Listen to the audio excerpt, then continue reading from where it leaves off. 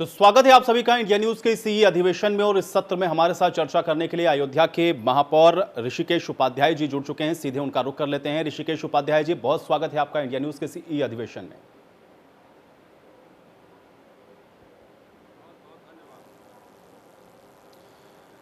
ऋषिकेश उपाध्याय जी, आपसे मैं ये जानना चाहूंगा कि जो चुनौतियां थीं सेकेंड फेज के अंदर, उस दौरान आप लोगों ने कैसे व्यवस्थाओं को न सिर्फ बेहतर किया बल्कि क्या चैलेंजेस आप लोगों ने अपने स्तर पर फेस किए और कैसे आज की स्थितियां अयोध्या के अंदर आप इस समय देख पा रहे हैं। मैं चाहूंगा कि शुरुआत इसी से की जाए।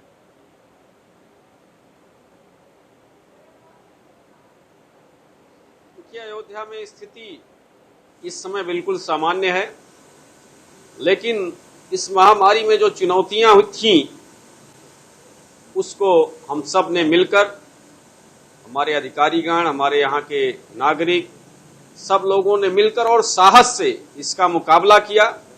सर्वप्रथम तो हॉस्पिटल, जो घर पर लोग इलाज कर रहे थे उनको ऑक्सीजन सिलेंडर पहुंचाना, अंत्येष्टि स्थल पर उनको रामायण ट्रस्ट द्वारा निःशुल्क लकड़ी उपलब्ध कराना, दवाई की किट उपलब्ध कराना, और जहां भी पॉजिटिव मरीज आते थे उनके घरों को नगर निगम द्वारा तुरंत पहुंचकर सैनिटाइजेशन करना, ये प्रमुख चुनौतियां थीं।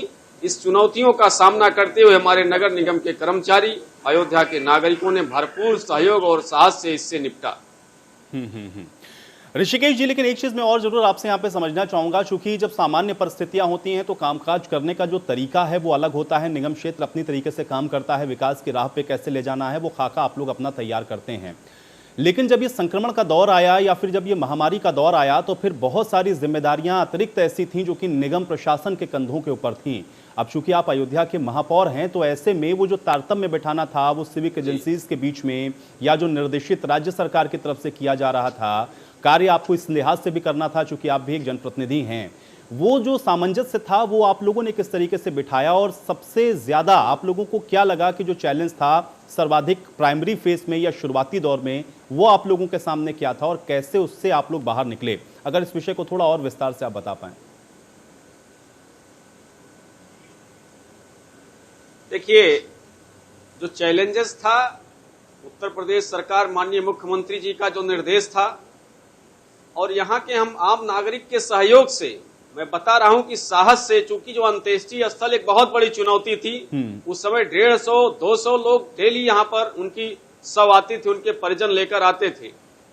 उन अंत्येष्टियों को ससम्मान पूर्वक हम लोग रामायण सेवा ट्रस्ट के द्वारा निःशुल्क लकड़ी उपलब्ध कराकर उनका अंत्येष्टि किया।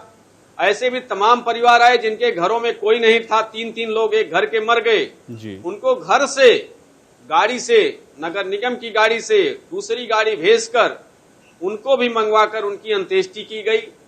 घरों में जो सबसे बड़ी चुनौती ऑक्सीजन सिलेंडर की थी उसको हम लोगों ने पूरा प्रयास करके, प्रशासन से बात करके उनके घरों तक पहुंचाया। इसमें भी हम लोग बहुत ज्यादा सफल हुए। घर पर लोगों का जीवन, उनको सब्जी हुआ, उनको राशन हुआ, उनको दवाई किट हुआ, बच्चों के लिए भी जो भी सामग्री थी वो सब हम सब लोगों ने मिलकर उसको भरपूर सहयोग करके इस महामारी से जो आज की ये सामान्य स्थिति आई है उसमें निपटारा हम लोगों ने सबके सहयोग से किया। लेकिन ऋषिकेश जी, मैं ये समझना चाहूंगा, चूंकि कोविड के इस दौर के अंदर ये एक बहुत बड़ी चुनौती थी, खासतौर से वो लोग जो कि होम आइसोलेशन के अंदर थे, जिनको घर के ही अंदर या पूरा परिवार अगर संक्रमित है तो ये एक बहुत बड़ी समस्या थी कि उन तक जो ज़रूरी चीज़ें हैं वो पहुंच जाएं। जैसा कि आपने जिक्र किया, चाहे खाने का सामान हो या फिर मेडिकल किट हो, दवाइयाँ हों या अन्य ज़रूरी सामान, वो व्यवस्थाएं आप लोगों ने कैसे की और उसमें आप लोगों को कैसे सहयोग मिला और वो सारी चीज़ें आप लोग कैसे मैनेज कर पाए? इस विषय को थोड़ा और अगर विस्तार पूर्वक समझाएं, कैसे पहुंचाई आप लोगों ने ये मदद? अब देखिए, जैसे हम ये काम शुरू करते हैं, समाज के ऐसे लोग भी होते हैं जो तुरंत साथ देने के लिए खड़े हो जाते हैं। जैसे मैंने लकड़ी बैंक की शुरुआत की तो हमारे यहाँ अग्रवाल महासभा के लोग बहुत आगे आए और तुरंत ही उन्होंने 125 कुंटल लकड़ी का सहयोग किया। ऐसे जैसे मैंने दवाई की बात की, लोग स्वयं आ जाते थे एक दूसरे की मदद करने, पड़ोसी की मदद करने। तो ऐसे समाज में अनेक जागरूक लोग हैं, अनेक संवेदनशील लोग हैं जिनके सहयोग से हम लोगों ने इस महामारी से मुक्ति पाई। और आज भी जो भी थोड़े बहुत आज मरीज आ रहे हैं कोरोना पॉजिटिव के, हम लोग बिल्कुल संवेदनशीलता के साथ उनका पूरा देखभाल करते हुए, ऐसी कोई उनके अंत्येष्टि के लिए सब आते हैं, उनका अंतिम संस्कार भी निःशुल्क अयोध्या के शमशान घाट पर किया जाता है। ऋषिकेश जी, अगर एक चीज मैं और थोड़ा आपसे समझना चाहूं, खासतौर से जब स्वास्थ्य का जिक्र हो रहा है और कोरोना के दौरान हम लोगों ने देखा कि ये एक बहुत बड़ी चुनौती थी, जैसा कि आपने कहा भी कि लोगों के सहयोग से आप लोगों ने इन सारी स्थितियों से पार पाया। लेकिन अभी मौजूदा स्थिति में कम से कम अगर मैं अयोध्या के लिहाज से समझना चाहूं तो स्वास्थ्य व्यवस्थाओं को और कैसे आप लोगों ने सुदृढ़ वहां पर बनाया और अभी आगे का प्लान क्या है? चूंकि थर्ड वेव को लेकर के भी बहुत सारे प्रिडिक्शंस हैं, थर्ड वेव को लेकर के भी कई तरह की बातें हैं, क्या उसके लिए आपको लगता है कि तैयारियां पूरी हैं? महापौर होने के नाते इस विषय में आप क्या बता सकते हो और उस स्तर पर आप लोगों ने भी अपने स्तर से क्या उसमें जोड़ा है, क्या प्रयास किया है? अगर इस विषय को आप बताएं। देखिए, दो विषय ही इसमें महत्वपूर्ण हैं। जो ये महामारी विकराल रूप ली कि एक ऑक्सीजन की समस्या थी। ऑक्सीजन अयोध्या जिले में भरपूर मात्रा में हो गया है। श्री राम जन्मभूमि तीर्थ क्षेत्र ने मेडिकल कॉलेज में श्री राम जन्मभूमि तीर्थ ने प्लांट स्थापित किया है। श्री राम अस्पताल में माननीय मुख्यमंत्री जी ने किसी से बात करके बहुत ही जल्दी वहां प्लांट लगने वाला है। महिला अस्पताल में प्लांट लग रहा है, जिला अस्पताल में प्लांट लग रहा है। तो जो ये महामारी ऑक्सीजन के नाते जो लोगों ने दम तोड़ा, वो समस्याएं अब नहीं है। दवाई भी भरपूर मात्रा में है। दूसरा है कि मार्केट खुल गई है। इस संक्रमण में हम लोग संक्रमण फैले ना, इसके लिए लोगों को जागरूक कर रहे हैं। हमारे यहाँ चरणबद्ध तरीके से दुकानें खुल रही हैं। सोमवार को क्या खुलना है, मंगलवार को क्या खुलना है, बुधवार को क्या खुलना है, इसकी समय सारणी बनाई गई है।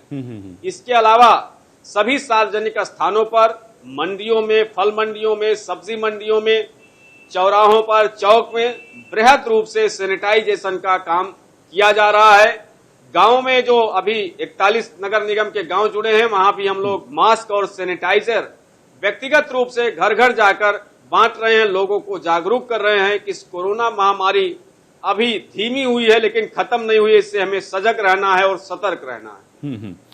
ऋषिकेश जी, एक चीज और मैं इसमें थोड़ा सा और समझना चाहूंगा आपसे, चूंकि जब आपने ये बात कही कि आप लोग घर घर और खासतौर से गांव और ग्रामीण क्षेत्र तक भी जाकर के इन सारी सुविधाओं को आप लोग इंश्योर कर रहे हैं, सुनिश्चित कर रहे हैं कि वो पहुंचे, तो जो ट्रिपल टी की बात हुई जिसमें मुख्यमंत्री और प्रधानमंत्री सबकी तरफ से कहा गया कि ये जो ट्रिपल टी है इस पर हमको फोकस करना है, ये ट्रिपल टी क्या आपको लगता है कि अयोध्या के अंदर ये आपको इसको एग्जीक्यूट करना या इसको सही तरीके से इंप्लीमेंट कर पाना यहाँ पर चुनौती इसलिए हुई क्योंकि अयोध्या एक धार्मिक नगरी है, बाहर से आने जाने वाले लोगों का यहाँ पर बहुत ज़्यादा हम ये कह सकते हैं कि रश रहता है या बड़ा आवागमन होता है धार्मिक लिहाज से भी। कर्फ्यू लगने से पहले चूंकि बहुत भारी संख्या में लोग आते हैं अयोध्या में दर्शन करने के लिए, धार्मिक लिहाज से बड़ी महत्ता है, क्या उस वजह से भी आपको लगा कि उस स्तर पर बड़े चैलेंजेस रहे? और इसी के साथ फिर मैं ये भी जोड़ूंगा कि अगर हम अनलॉक की ओर बढ़ रहे हैं जैसा कि आपने कहा, तो फिर से लोगों का अगर आवागमन उसी तरह से शुरू होता है तो फिर उस स्तर पर आप लोग कैसे तैयारी कर पा रहे हैं? क्या वो सारी स्थितियां आपको माकूल लग रही हैं या मुकम्मल नजर आ रही हैं? आपको लग रहा है तैयार हैं हम? दोनों ही चीजों को मैं समझना चाहूंगा, पहले भी और बाद में भी। क्या ये एक बहुत बड़ी चुनौती थी लोगों का आना जाना? देखिए, क्योंकि अयोध्या तीर्थ नगरी है और पौराणिक मान्यता है कि 20 जिलों के लोग लगभग यहाँ इस लॉकडाउन पीरियड में अंत्येष्टि करने आते थे। लेकिन जो हमारे मठ मंदिर हैं, हमारे जो पूज्य संत हैं, कई मंदिरों ने तो अपने आप बाकायदे लिख दिया है बिना मास्क के मंदिर में प्रवेश निषेध है। सोशल डिस्टेंसिंग का पालन करने के लिए गोला बना दिया गया है। माने सजगता और सतर्कता के साथ लॉकडाउन खुला है। जो भी श्रद्धालु आ रहे हैं वो भगवान रामलला के, श्री हनुमान जी महाराज के दर्शन कर रहे हैं। अभी मंगलवार को ही लंबी लाइन लगी थी लेकिन कोई भी ऐसा श्रद्धालु नहीं था जिसके चेहरे पर मास्क ना हो। सब लोग इस समय सजग हैं और माननीय मुख्यमंत्री जी का जो प्रयास था, जो मेहनत थी, सब लोग देख रहे हैं कि वो कोविड की बीमारी से उठकर तुरंत ही पूरे प्रदेश का दौरा करके इस महामारी को तुरंत कंट्रोल किया है। इसलिए अयोध्या की तरफ से भी माननीय मुख्यमंत्री जी का बहुत बहुत अभिनंदन है। लेकिन ऋषिकेश उपाध्याय जी, इस दौरान एक चैलेंज ये भी बहुत बड़ा था, खासतौर से वो जो रेहड़ी पटरी वाले, जो कि कोरोना कर्फ्यू या फिर जो आंशिक लॉकडाउन लगा उसकी वजह से उनकी रोजी रोटी भी बड़ी प्रभावित हुई। मुख्यमंत्री की तरफ से योजना ये चलाई गई कि 1,000 रुपये आर्थिक सहायता के तौर पर उनको दिया जाएगा, लेकिन ये रेहड़ी पटरी वाले या फिर जो हम ये कह सकते हैं कि डेली कमाने वाले हैं, उनके पास इतना ज्ञान नहीं है या फिर इतनी जानकारी नहीं होती है। उनको बहुत समस्याएं इस तरीके की आती हैं कि योजना तो है, लेकिन इस योजना का लाभ दरअसल उनको मिले कैसे। उस स्तर पर आप लोग क्या प्रयास कर रहे हैं कि जो योजना ऊपर से चल रही है शासन के स्तर पर, वो उस गरीब को पहुंच जाए जिसको इस समय उसकी बहुत आवश्यकता है? इसके लिए स्पेशल या फिर इसके लिए आप लोगों ने अलग से क्या इंतजाम किया है? कैसे उन तक आप ये मदद पहुंचा पा रहे हैं? अगर इस विषय को आप बता पाएं। देखिए, हमारे टैक्स विभाग के जितने भी कर्मचारी हैं वो सब इसमें लगे हुए हैं। हमारे यहाँ पहले से ही सूची बन गई थी पिछले वर्ष ही। इस बार जैसे ही माननीय मुख्यमंत्री जी का निर्देश हुआ है, तुरंत ही सब एक्टिव हो गए। सबके खातों में 1,000 रुपए पैसे भेजे जा रहे हैं। इसके अलावा इस प्रकार की जो भी यहाँ पर लोग थे, श्री राम जन्मभूमि तीर्थ क्षेत्र और राष्ट्रीय स्वयंसेवक संघ ने मिलकर एक 3 जगह पर भोजन वितरण का, कम्युनिटी किचन का कार्यक्रम चला रहे हैं। अयोध्या धाम में कोई भूखा नहीं है, सबकी सेवा हो रही है। हम लोग भी कर रहे हैं, समाज के तमाम लोग भी कर रहे हैं। बिल्कुल। लेकिन ऋषिकेश उपाध्याय जी, अब मैं आता हूं, थोड़ा सा आर्थिक जो क्षेत्र है उस पर भी मैं चर्चा जरूर करना चाहूंगा। कोरोना काल के दौरान चूंकि बहुत सारी चीजें प्रभावित हुई, हम लोगों ने भी देखा वैश्विक स्तर पर चूंकि इसका असर है, देश में भी उसका असर है और प्रदेश के अंदर भी। निगम क्षेत्र के अंदर जो आय का सोर्स होता है उसमें सबसे बड़ा एक हम ये कह सकते हैं कि साधन होता है जो टैक्स के माध्यम से आप लोगों तक पहुंचता है। लेकिन कोरोना काल के अंदर, चूंकि मैंने पहले भी जिक्र किया, लोगों को बहुत समस्या ये हुई कि उनके जो सोर्स ऑफ इनकम थी या उनका जो आय का स्रोत था वो रुका। ऐसे में वो लोग भी थोड़ी उम्मीद ये करते हैं कि निगम की तरफ से उनको कुछ राहत मिल जाए। तो क्या भविष्य में ऐसी आपकी कोई योजना है कि उन लोगों को राहत के तौर पर कुछ कर में छूट या उसमें कोई एक्सटेंशन आप देने वाले हैं कि हो सकता है कि कुछ समय सीमा आप बढ़ा दें? क्या इसको लेकर के भी विचार आप लोग कर रहे हैं? कैसे राहत देंगे आप लोग जो आपके शहरवासी हैं उनको? हाँ, इसके लिए भी मैंने माननीय मंत्री जी को मैं पत्र लिखा हूँ।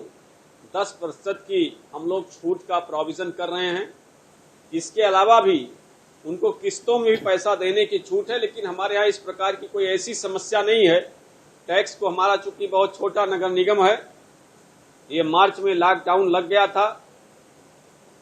इसके बाद हम लोग धीरे धीरे इस काम को कर रहे हैं। जो भी यहाँ पर हम लोग मदद लोगों की कर रहे हैं, राज्य सरकार के द्वारा, राज्य वित्त आयोग से हम लोग सारी जितनी भी जरूरतें हैं आम लोगों की, उसको पूरा कर रहे हैं।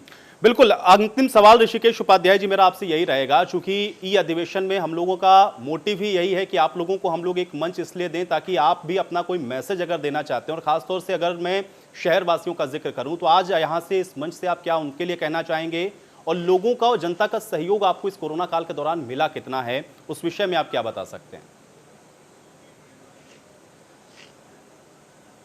देखिए, सबका, पूरे अयोध्या वासियों का भरपूर सहयोग मिला। पुनः पूरे अयोध्या वासियों से, देशवासियों से ये प्रार्थना है कि जो महामारी है इससे निपटने के लिए जो भी कोरोना की गाइडलाइंस हैं उसका पालन करते हुए सकारात्मक सोचें। क्योंकि ये जो कोरोना पॉजिटिव है, जब आप पॉजिटिव रहेंगे तभी इस बीमारी से, इस महामारी से निपट सकते हैं। हमेशा पॉजिटिव सोचें। क्योंकि मैं अयोध्या का रहने वाला हूं, मैं एक घटना बताकर आपको बताता हूं। जब भगवान राम को वनवास होता है तो बाहर निकलते हैं, लोग बहुत दुखी होते हैं। तो उन्होंने कहा ये क्या हो गया? तो उन्होंने कहा पिताश्री ने मुझे 14 वर्ष का जंगल का राज दिया है। ऐसी पॉजिटिव सोच वाले महापुरुष की नगरी से हम आते हैं और यही पूरे देश से प्रार्थना करते हैं, ऐसी पॉजिटिव सोच रखें। बहुत जल्दी इस महामारी से हम लोग निपट लेंगे। बहुत शुक्रिया ऋषिकेश उपाध्याय जी हमारे साथ जुड़ने के लिए, उस ई अधिवेशन में अपनी इन बातों को यहाँ पर रखने के लिए। तो अयोध्या के महापौर को आप अभी सुन रहे थे, उनकी तरफ से भी स्पष्ट तौर पर ये बातें बताई गई कि किस तरीके से इस कोविड काल के दौरान भी उनके द्वारा जो काम है वो किए गए हैं, और उम्मीद उनको ये है कि आने वाले भविष्य में अयोध्या वासी बहुत जल्द इस महामारी से बाहर आ जाएंगे। एक छोटे से ब्रेक के लिए यहाँ पर रुक रहे हैं, फौरन वापस आएंगे।